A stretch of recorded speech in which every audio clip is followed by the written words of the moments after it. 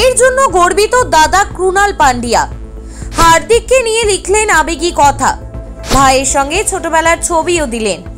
বিশ্ব চ্যাম্পিয়ন ভাইয়ের জন্য কি লিখলেন তিনি, বিস্তারিত জানতে দেখুন এই প্রতিবেদন।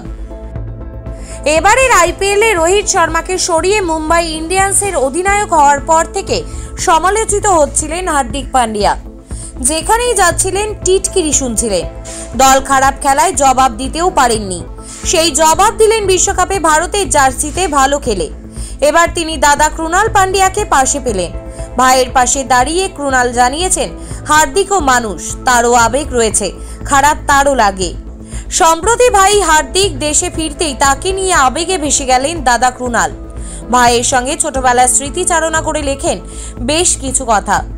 যেভাবে হার্দিক তার পারফরমেন্সের মধ্য দিয়ে জবাব দিয়েছেন সমালোচকদের, সেভাবে এবার দাদার পোস্টেও পাওয়া গেল সেই জবাবের ছোঁয়া।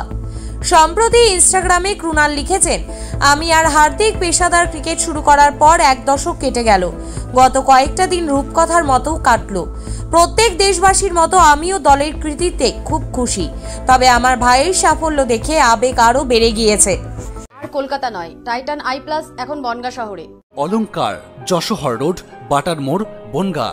ওই পোস্টে ক্রুনাল আরো লিখেছেন, গত 6টা মাস হার্দিকের কঠিনতম সময় গিয়েছে।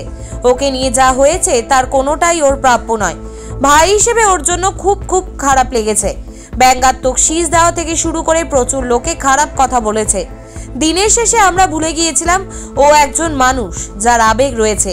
তারপরেও দেশের জার্সিতে নেমে হার্দিক যে ভালো খেলতে পেরেছেন, এতে আপ্লুত ক্রুনাল। বলেছেন, হাসতে হাসতে সব বাধা পেরিয়ে এসেছে ও। কত কষ্ট করে হাসতো সেটা আমি জানি।